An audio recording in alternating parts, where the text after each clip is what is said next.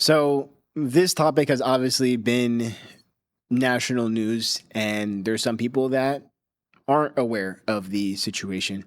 This is something that I wanted to bring to light because I just felt it tied in so well with the podcast. Because throughout the episodes, I've shared experiences of what it's like being the odd kid out in certain social groups, and especially growing up in the tough terrain and going to private school and hanging out with friends and peers in the affluent acre side of things, and what that looked and felt like. And this is something where I always try to see both sides objectively, but sometimes right is right and wrong is wrong.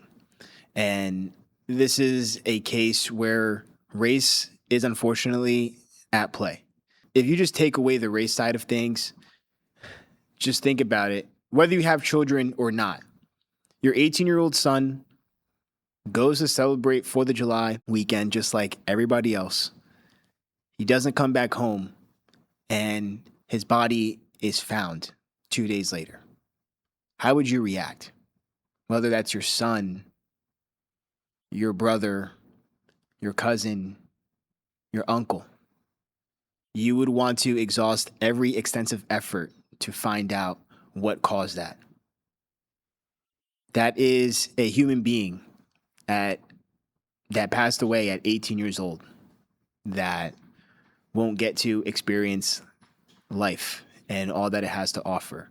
And of course, there's other examples, where there's babies that end up passing away before being born, or the other end of the spectrum where there's people that live until they're 100 years old or longer and end up passing away. So I understand that everything is different, but this is something where your lived experiences and how you grew up really shape how you view this. Because someone like myself that has been in those situations and have had my parents tell me, hey, whenever you're in a social situation with kids that you go to school with, you're most likely going to be the only black person or minority in those spaces. So even though they're your friends, sometimes they may not all be your friends, and if something goes down, you may be the one to blame.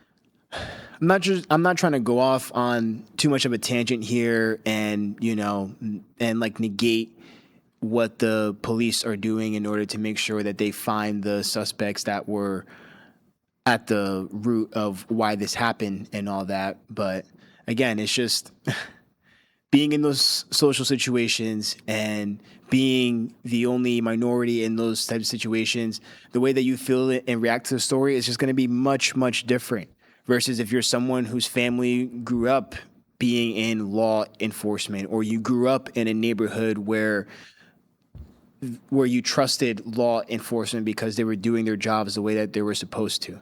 Like there's so many factors at play. And it happened in Mississippi, a state that has historically been known for racism, even though racism is throughout the country and throughout the world. And, it just makes you think, like, what if this didn't get the national coverage? Would people care enough to push to find the answers that they're looking for? Because at the end of the day, this was a child whose life got taken away. And it wasn't because of natural causes or anything like that. And I'm not going to sit here and jump to conclusions about what I think really happened, because that would just be me pushing my perspective and my lived experiences as to why I would come to a certain conclusion compared to others.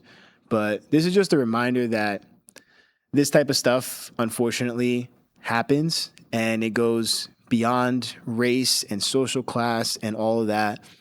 And I wanted to take the time to highlight this because this is, again, an example of how our lived experiences really show with how we view certain matters and how divided we can be when at the end of the day, it's all about coming together.